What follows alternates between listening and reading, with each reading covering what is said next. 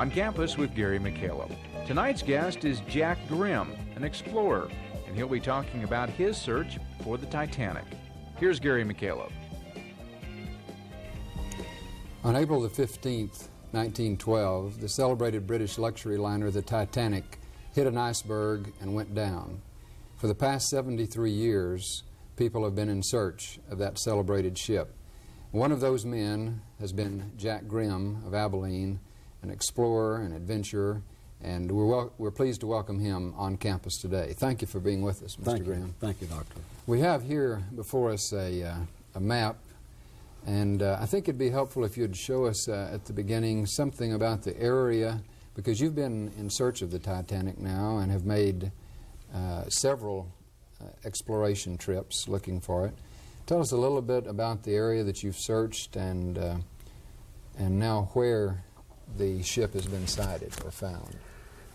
In the summer of 1980, we left from Florida on our way to Bermuda, from here to here and on up to the Titanic search area, which is here, and that's approximately 1,000 miles east of Boston. And that was the summer of 1980, and we surveyed 160 square miles using sonar, side-scan sonar, trying to see if we can find the outline of the shape of the wreck.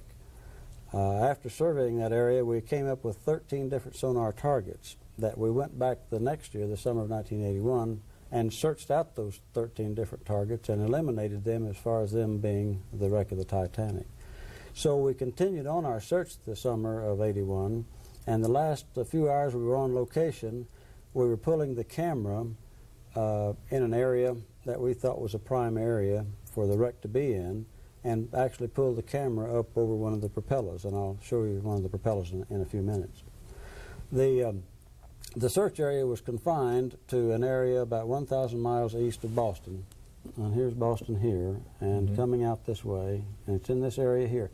These are the Grand Banks, some of the best fishing grounds in the world, and that's all shallow water down to 800 feet deep. When you get off the Grand Banks, you have the Grand Bank slope, and then you have the abyssal plain or the bottom of the Atlantic. This is the mid-Atlantic ridge coming through here. Some 200 million years ago, these continental plates separated, and this mid-Atlantic ridge was formed, and it was volcanic rock pushed its way up in the form of lavas and separated these continents.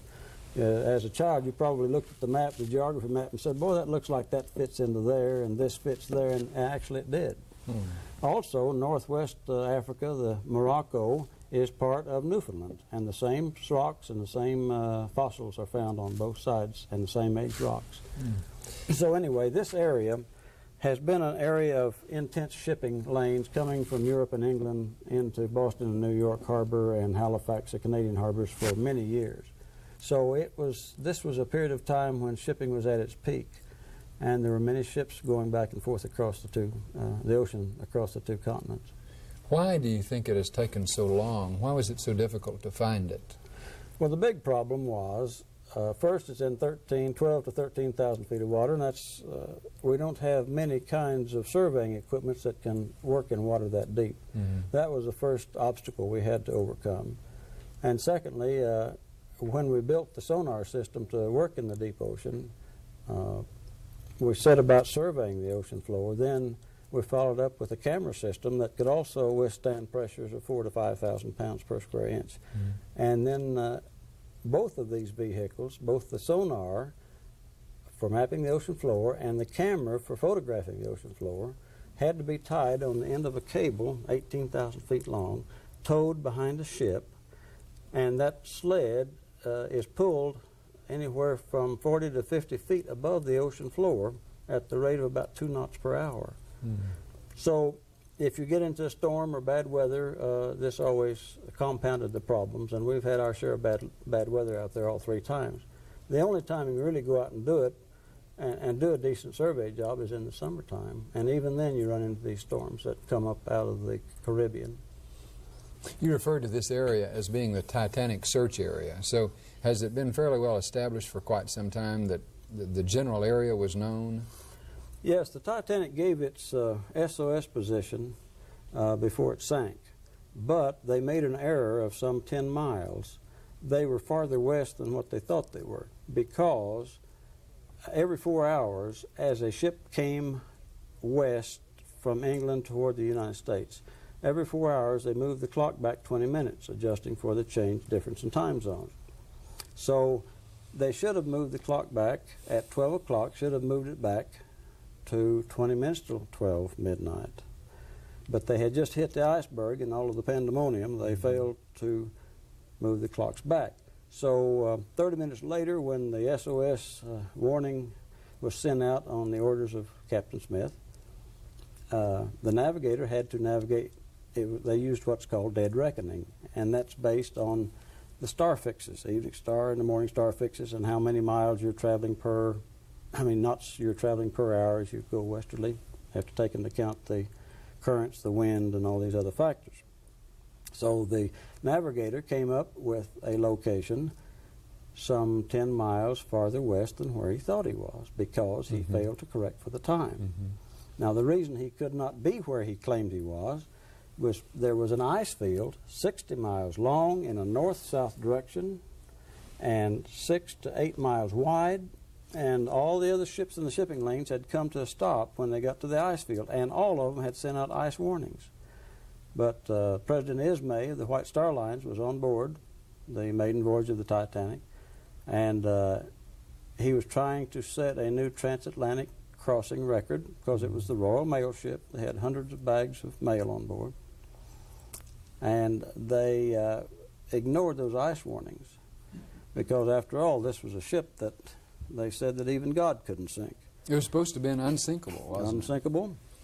It was some 882 feet long and 46,000 tons dead weight, 66,000 tons loaded. It was the length of 3 football fields placed end on end, and put a 10-story building down on the field, and that's the size of the Titanic. So it was a monstrous ship. Over the period of time you've been involved in this search, you have become quite an authority on the subject of the Titanic, and to such an extent that all 3 of the major television networks continue to stay in touch with you and contact you, it seems like, every time. And I understand this, in this instance, that's been no exception. They've already been in touch with you again, because you've really studied this subject of the Titanic and seem to know all even the smallest details about this incident. Well, it was necessary to do an extensive study, because I understand there are probably the subject matter has, I understand, the 3rd largest number of words written about it. I think the Bible is first, and I believe the American Civil War is second. And then the Titanic is 3rd. There have been 27 books written. Ours made the 28th. There's been 9 films made, 7 before ours, and we've made 2 films. So it's, for some reason, it has captivated millions of people around the world. Was it accurate to have thought that this ship was unsinkable? Well, that probably was a rather broad statement. The reason they said they thought it was unsinkable, because the front 16 compartments had double walls, and no ship that ever had double walls had ever encountered an iceberg of that size and had ever been sunk. They also had the second wall, or the inner wall, go up very high up into the upper decks, so they could have hit the front 5 compartments and still survived, but it ripped a hole in the side of the ship some 300 feet long on the starboard side of the ship. So it ripped through all the 16 different compartments, and that was too much. That was about the only thing that could have happened to it that would have caused it to sink. Huh? Right. They would have been better off to hit the iceberg head on. They wouldn't have sunk. Now, in your process of searching, you've made 3 trips. Has each trip allowed you to feel that you've narrowed the field down and you had become closer to finding the ship? Yes, the first thing we did the first time out, we went to where they gave us their SOS position and found nothing there. So then we started trying to interpret all the data from all the other ships, where their fixes were at certain times. And we finally converged in on a spot that was where the Carpathia, which was a rescue ship, where it gave its first fix, which was when it got to the first lifeboat at daylight, it gave its location, because it had a star fix at that point in time. It was about daylight. We went, starting at that location, we went northerly some 3 miles up to where we thought, we went from like here up to here, to where we thought the Titanic had drifted to before it went down, because it had 2 hours and 40 minutes to drift. So anyway, from where we think it left the surface down to where the Carpathia gave their fix was where we ran our cameras, and that's when we pulled it up, about halfway between is when we pulled it up over one of the propellers. Mm-hmm. It's rather interesting to note that these icebergs are calved up here from these glaciers in Greenland and up in the Labrador Trench, and they drift southerly each spring as they break off of the glaciers. So they had traveled some 1,500 miles to get down there anyway, and they come in ice flows. Mm-hmm. And that's what they'd encountered, this ice flow 60 miles long and 6 to 8 to 10 miles wide. Is there any doubt in your mind that this U.S.-French team has indeed found it? No, no doubt about it. I've seen the photographs, and it fits the general description. The bow, there's a little mast on the bow that's in perfect shape. The bottom of the front of the ship, of the photographs I've seen, showed that the ship hit bow down first, and it even bellied out the bow, either from the boilers. There were 26 giant boilers that fell through, or from just the impact of landing on its bow, and then it dropped back on its keel. And that's characteristic of most ships of that size and shape, to hit bow down and then settle back on the keel. What's interesting, though, is the stern, the back portion of the ship, hasn't been found yet. They're still working on the front portion. So the ship apparently did break in two. Now, did it break in two before it sank, like some of the survivors said, or did it break in two on impact when it hit the ocean floor? And that we don't know, but I would bet that the stern is within a mile of where the main body of the ship is.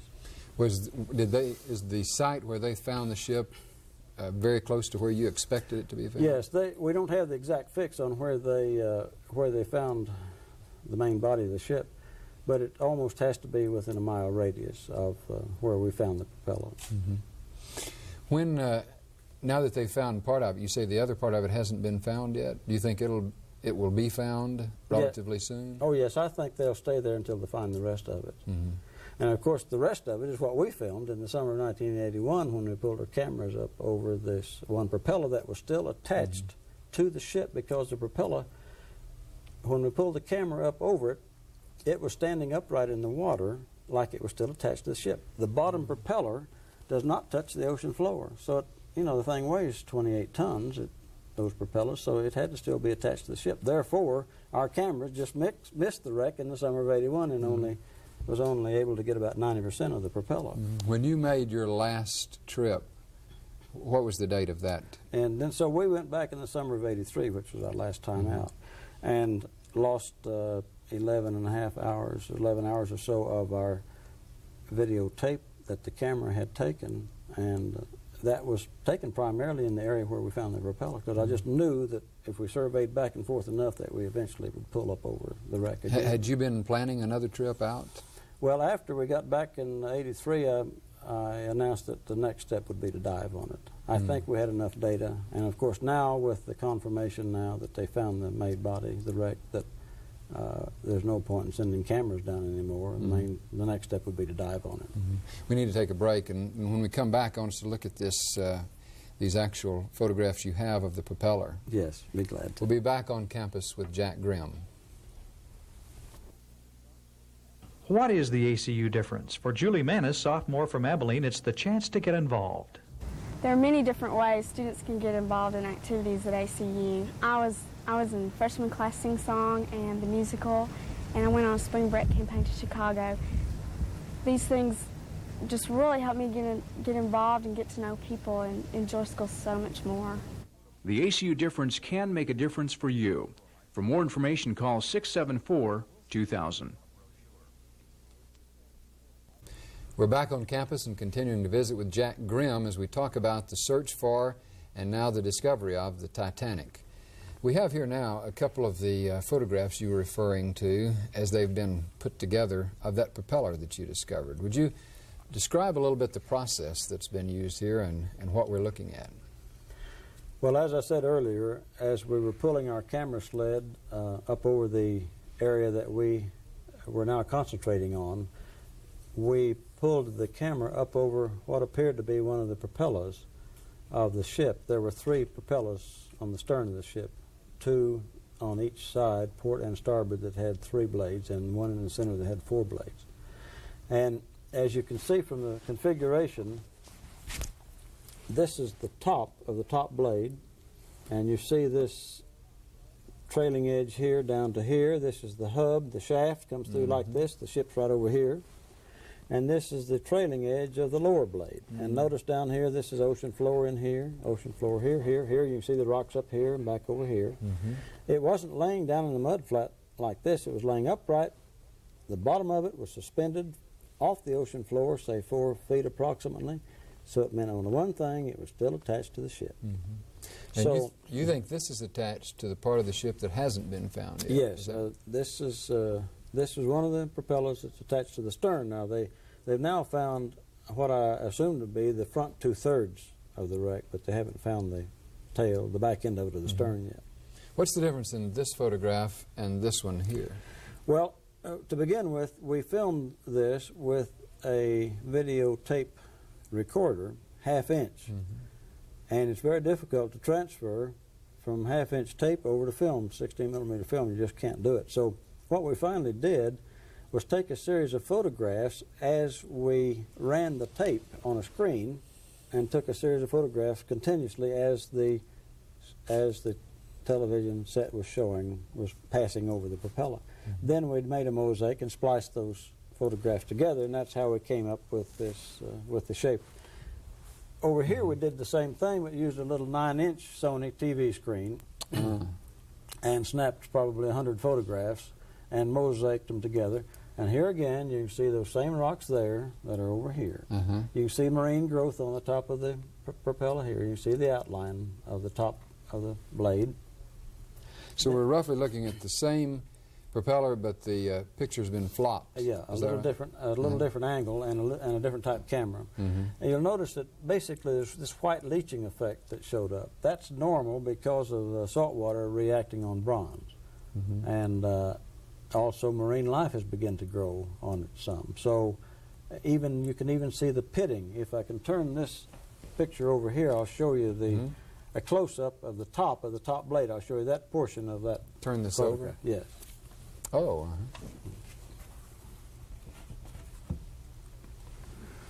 Right now you can see the top of the top blade again. You see the marine life growing on it. You can see the white leaching effect. You see this pitting here, and this is bronze, and you can clearly see that this is bronze. Oh, yeah. You can see those same rocks in the background here.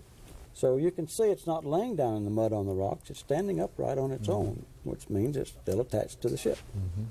And your camera that you were pulling just went right over this, Yes, bumped over it. and we didn't know any of this until hours later, because we were supposed to have real time what was going on down below. We were supposed to see instantaneously in the lab of the ship, but we were not getting our signals back up, so we didn't know what we had in the camera. I see. Until we pulled in all of our gear and headed back to Boston, because we'd already expired our charter on our ship.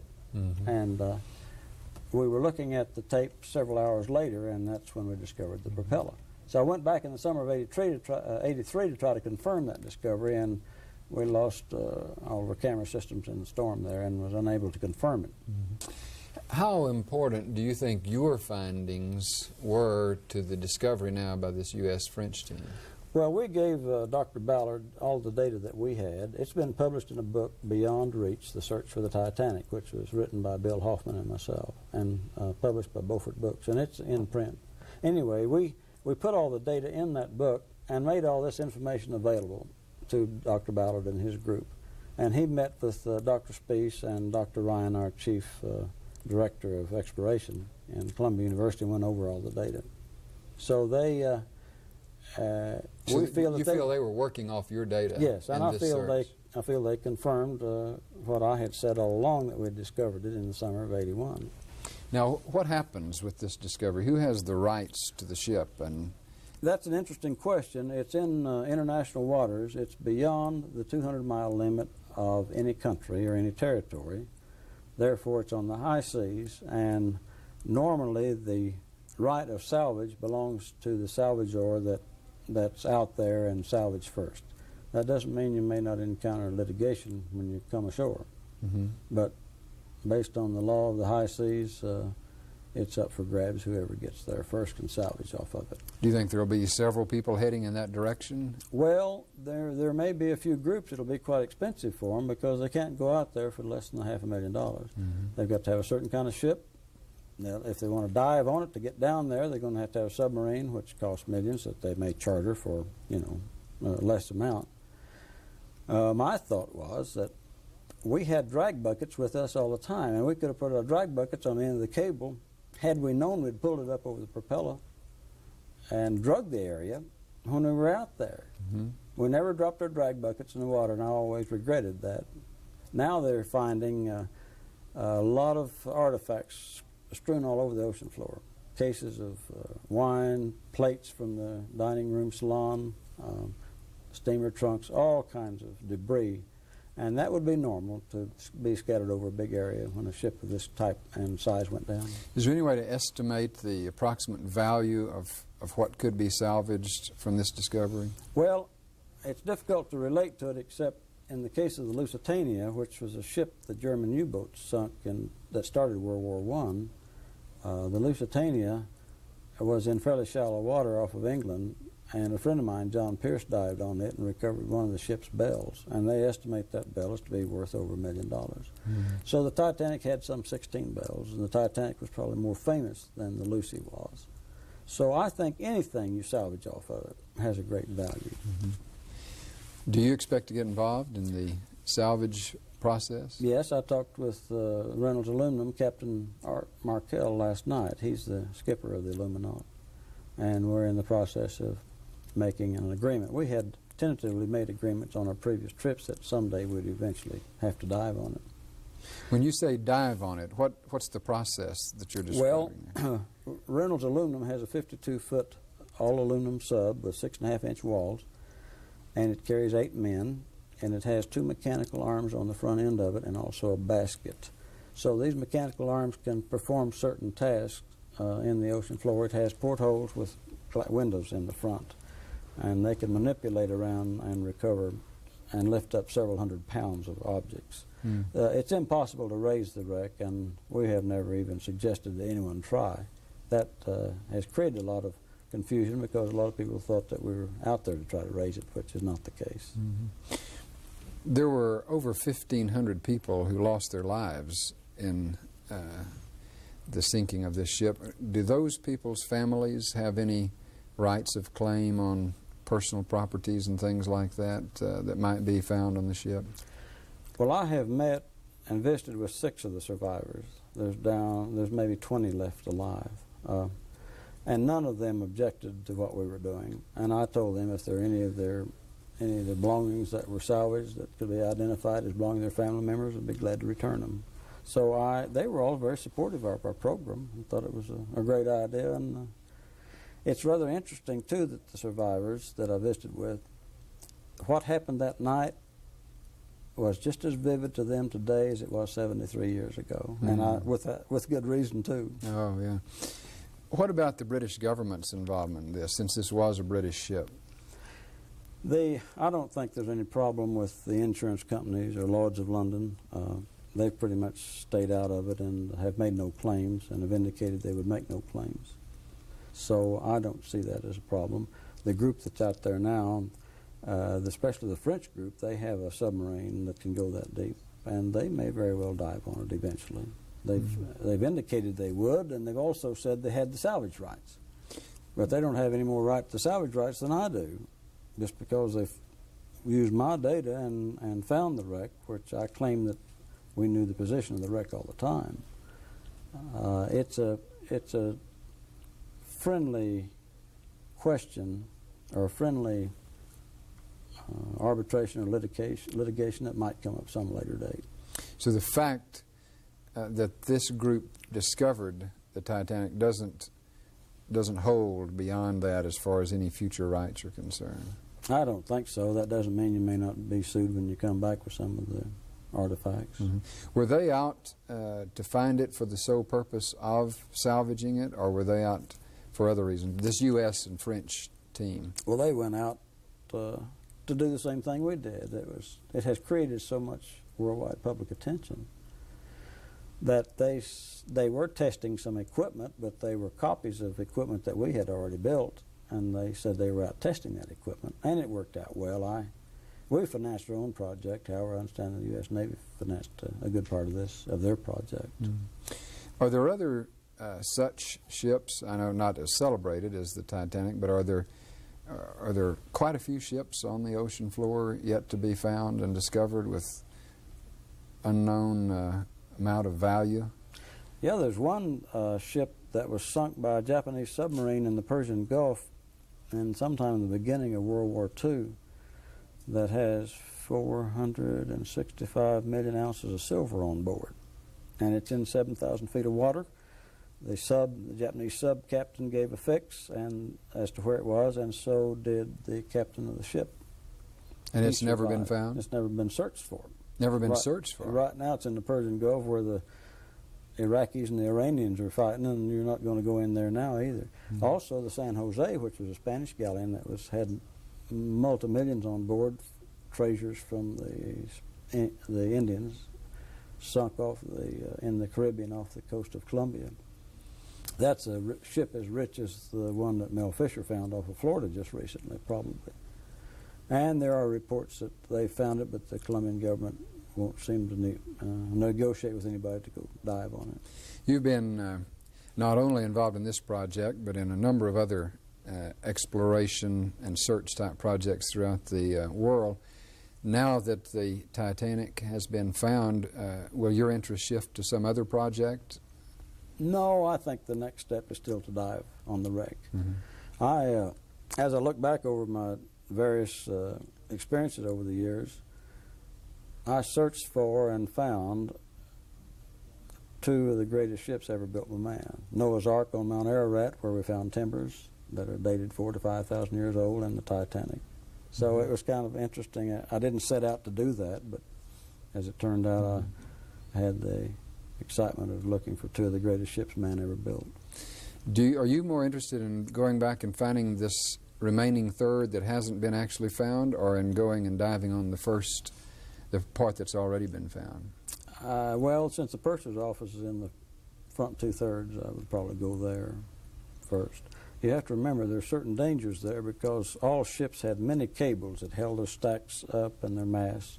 Those cables are 1-inch steel cables, and they sort of work as a spring in water, and you can get your camera equipment tangled up in the cables, or you can get your submarine tangled up in them, and if you get your sub tangled up in them, you're planted there.